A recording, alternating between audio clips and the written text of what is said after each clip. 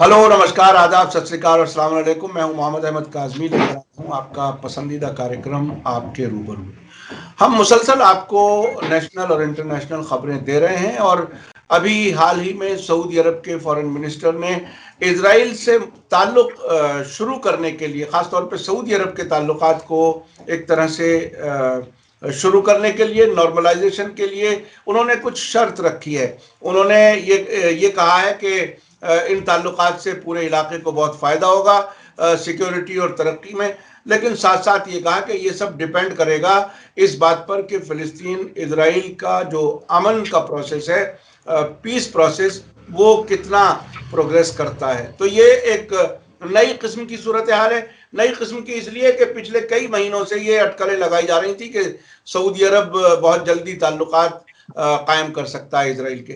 इस सारे इशू पर बात करने के लिए मेरे साथ खास मेहमान हैं सीनियर जर्नलिस्ट शेख मंजूर साहब, जो पूरी दुनिया में बहुत से मुल्कों में गए हैं अपने जर्नलिस्टिक कैरियर में और बहुत चीज़ों को बहुत नज़दीक से देखा है। शेख मंजूर साहब, वेलकम है आपका मीडिया स्टार वर्ल्ड को। शुक्रिया शुक्रिया। आप ये बताइए कि ये अब नई बात मैं इसलिए कह रहा हूं कि अब से पहले ऐसा लग रहा था कि सऊदी अरब ही यूएई और बहरीन और सूडान और मोरक्को, इनके ताल्लुकात इजराइल के साथ कायम कराने में उसका बिहाइंड द सीन रोल था। अब वो एक तरह से सख्त लहजा क्यों इख्तियार कर लिया है सऊदी अरब ने? देखिए, हम इसको सख्त लहजा नहीं कहेंगे। इन्होंने एक्चुअली दो बातें की है। ये आप इसका राइट साइड भी देखिए, इसका अपोजिट साइड भी देखिए। इसने कहा है कि रिलेशंस अगर हम इजराइल के साथ रखेंगे, बहाल करेंगे, तो इससे रीजन को फायदा होगा। ये मेरे ख्याल में एक इंडिकेशन वो देना चाहता है, एक फीलर देना चाहता है कि इसकी क्या रिएक्शन हो जाएगी इस्लामिक वर्ल्ड में। दूसरी बात, सूनर और letter this thing is going to happen.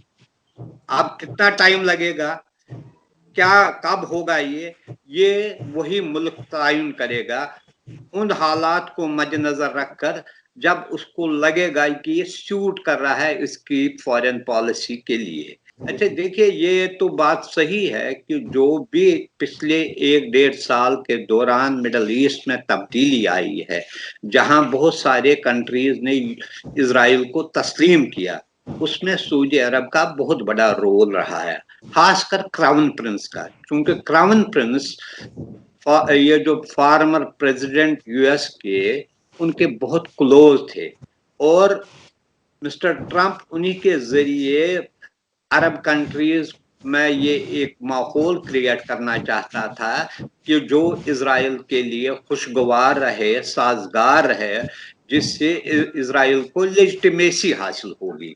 लेकिन अचानक जब तब्दीली आए, लेकिन उस वक्त भी क्या रहा, एक सऊदी अरब में लग रहा था कि लीडरशिप में दो ग्रुप्स, जो सीनियर लीडर्स है वो चाहते थे कि इसमें अभी हमें कोई जल्दबाजी से काम नहीं लेना चाहिए था, जिसकी अक्कासी शायद आपने पहले भी कहा था। जो सऊदी रॉयल फैमिली के एक इम्पॉर्टेंट मेंबर है तुर्की बिन फैसल, जो एनएसए भी रहे हैं वहाँ और यूएन एंड यूएस में एम्बेसडर भी रहे और बड़े खास माने जाते हैं शाह सलमान के, उन्होंने इजराइल की सख्त नुक्ते की। लेकिन इस दौरान एक और डेवलपमेंट हुई है कि जब एक रिपोर्ट आया है कि इजरायली प्राइम मिनिस्टर सीक्रेट दौरे पर गया था सऊदी अरब। हालांकि सऊदी अरब ने इसकी तरदीद की, लेकिन सारे जराया से इस बात की कंफर्मेशन हुई है, वो गए हैं। अब इसमें दो चीजें हैं। सऊदी अरब के फॉरेन मिनिस्टर कहते हैं जब तक ये फलस्तीन का मसला हल नहीं करेंगे तब तक उनके लिए डिफिकल्ट होगा। लेकिन साथ ही वो जिक्र करता है डील ऑफ द सेंचुरी,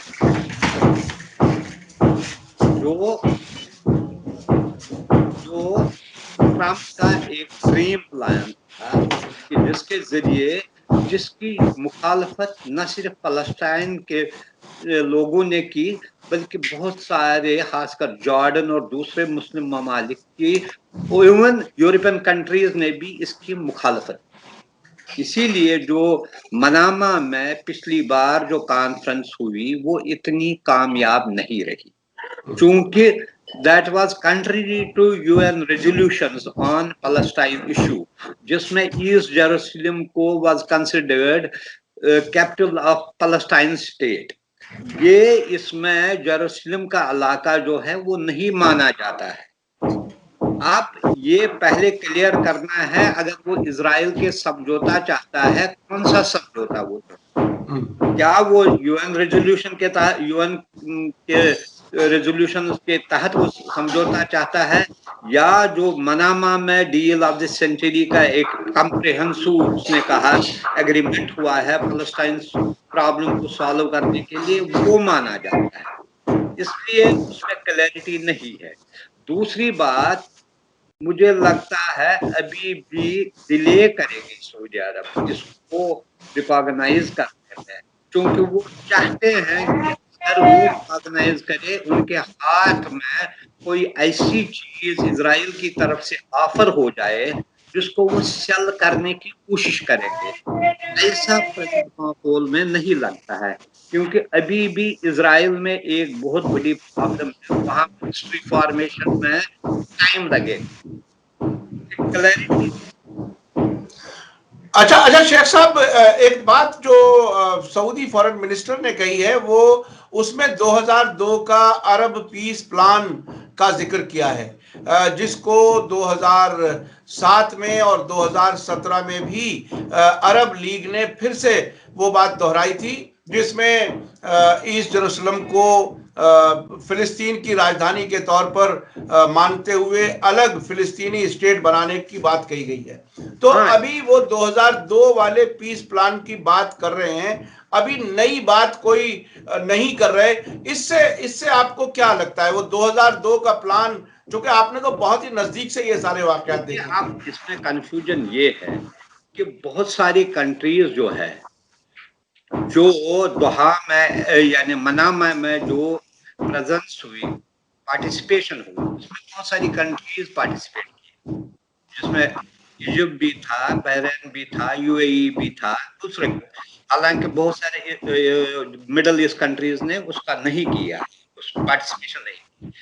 اب ان لوگوں نے اس ڈیل کو منظور کیا.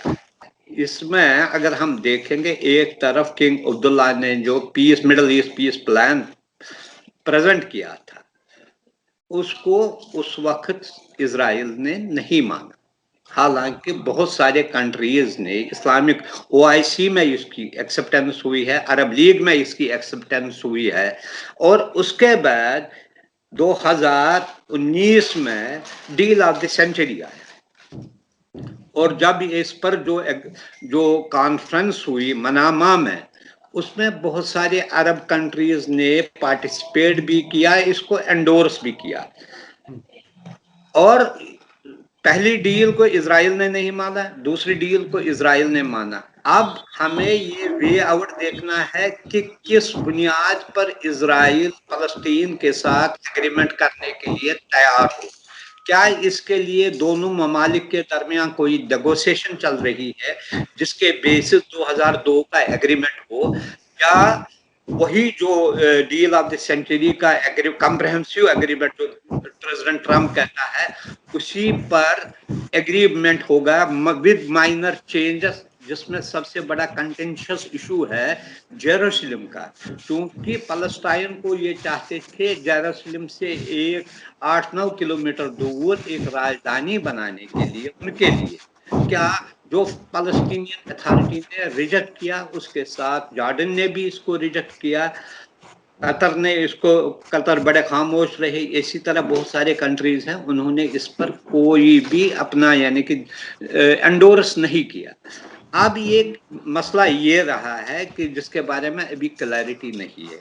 دوسری بات جو وزیر خارجہ نے بات کی اس کو امپلیمنٹ کرنے یا اس کو میٹیریلائز ہونے میں ابھی ٹائم لگے گا ایک طرف تو اسرائیل میں بھی پولیٹیکل انسرٹنٹی ہے، یہ نہیں پتا ہے گورنمنٹ فارمیشن کب ہوگی، کون اس کا ہیڈ ہوگا.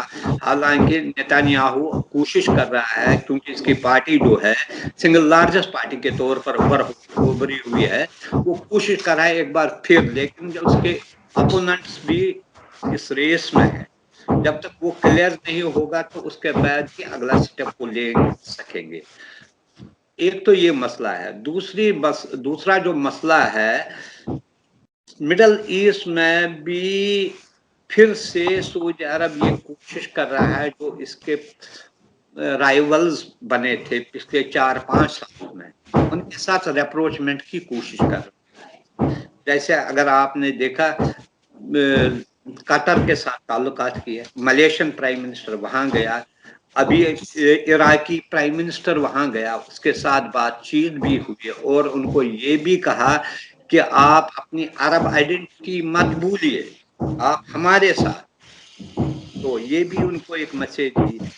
اس کے ساتھ یمن کے لیے نیا پیس پلان پرپوز کیا، وہ بھی ایک نئی ڈیولپمنٹ ہے. یہاں سے ایران کے ساتھ انڈائریکٹ نیوکلیئر بات چیت شروع ہونے والی ہے، اور اس پر دونوں سائڈوں نے ابھی تک اپنی رضامندی دکھائی ہے. ان سارے حالات کو دیکھ کر سعودی عرب ابھی ٹائم لے گا، ابھی وہ بڑا کیئرفلی کاشسلی اپنا نیکسٹ سٹیپ اٹھائے گا کہ اسرائیل کے ساتھ تعلقات کے بارے میں. اچھا یہ بتائیے کہ کیا یہ اس وقت جس طرح سے تیزی سے حالات بدل رہی ہیں، یہ اس میں کہیں چین کے فارن منسٹر کی وزٹ کا بھی کوئی اثر ہے کیا؟ جو بائیڈن کی طرف سے دو ایشوز پر جو بات اب تک اٹھائی گئی ہے، ایک تو یمن جنگ ختم کرانے کے لیے، دوسرے جمال خاشقجی کے قتل والے ایشو پر خفیہ رپورٹ بھی جاری کی گئی ہے، کیا اس سے کہیں کوئی سعودی عرب میں ناراضگی کی وجہ سے اسرائیل سے تعلقات کو ڈیلے کرنے کا تو کوئی اثر نہیں ہے اس چیز کا؟ آپ اس کو کیسے دیکھتے ہیں؟ دیکھیے، ایک چیز آپ یاد رکھیے، سعودی عرب یا عرب کنٹریز، دوسرے عرب کنٹریز ہیں، وہ امریکہ کے ساتھ لازم ملزوم ہے. کچھ بھی ہو وہ ان کو نہیں چھوڑ سکتے ہیں. اگر آپ نے دیکھا، حال ہی میں کل ہی بیان دیا ہے بائیڈن ایڈمنسٹریشن نے، ہم سعودی عرب کی سالمیت کو کوئی آنچ آنے نہیں دیں گے. اور یہاں تک کہ جو پہلے انہوں نے فریز کیا تھا آرمز سیل، انہوں نے کہا ہم سیریسلی کنسیڈر کر رہے ہیں اس کو لفٹ کرنے کا. امریکہ کے لیے بھی پرابلم یہ ہے کہ اگر امریکہ نے گلف کنٹریز کا ساتھ چھوڑا تو وہ آئسولیشن میں جائے گا اس ریجن میں. وہ یہ بھی چاہتا ہے، حالانکہ ایک طرف وہ چاہتا ہے کہ کشوگی کے معاملے میں یا یمن کے معاملے میں کہیں سختی سے برتا ہے. اسی لیے اگر آپ دیکھیں گے، بائیڈن ایڈمنسٹریشن نے جو کلائمیٹ چینج کے بارے میں ایک میٹنگ بلانے کا فیصلہ کیا، اس کی انویٹیشن کنگ سلمان کو گئی، کراؤن پرنس کو نہیں. وہ ایک چیز ہے، لیکن یہ وہاں تک ہی محدود رہے گا. اب دوسری بات، جو ابھی ریسنٹلی چائنا کا جو پلان انویل ہوا ہے کہ وہ $400 بلین کی انویسٹمنٹ ایران میں کرنے کو تیار ہے،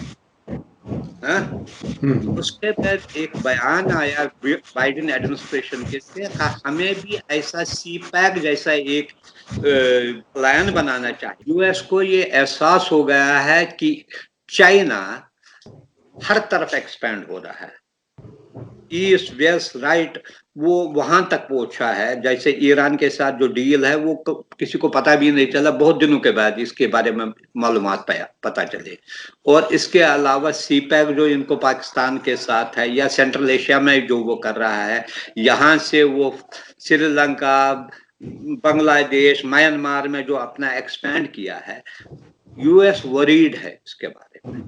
لیکن ساتھ ہی ساتھ وہ اس وقت کچھ کر بھی نہیں سکتا ہے، اسی لیے وہ کہیں نہ کہیں یہ کوشش کر رہے ہیں کہ इनको भी हाथ से न दो, इनसे ये किसी तरीके से ताल्लुकात रखना चाहता है। हालांकि कुछ मामलात पर जो है वो इनको रिप्रिमांड भी करता है, जैसे खशोगी के मसले पर। लेकिन बियॉन्ड दैट इन्होंने एक बार उसके बाद स्टेटमेंट दिया, we are not going to take any legal action on this issue. एक हालांकि एक केस वहां पर दर्ज हुआ है कॉमन प्रिंसिपल, लेकिन वो एक लोकल वाइज रहेगा, गवर्नमेंट के इसमें ज्यादा इंटरफेरेंस नहीं रहेगी, because Saudi Arab is there major partner along with Israel and other Gulf countries in the region. बहुत बहुत शुक्रिया शेख मंजूर साहब, आपने वक्त दिया। इसी के साथ मुझे दीजिए इजाजत। धन्यवाद, शुक्रिया। जय भारत, जय हिंद। मीडिया स्टार वर्ल्ड के और वीडियो देखने के लिए हमारे चैनल को सब्सक्राइब करें और सीधे नोटिफिकेशन पाने के लिए बेल आइकन दबाएं। और अगर हमारी खबर सच्ची और अच्छी लगे तो अपने व्हाट्सएप, इंस्टाग्राम, फेसबुक और ट्विटर अकाउंट पर ज़रूर शेयर करें।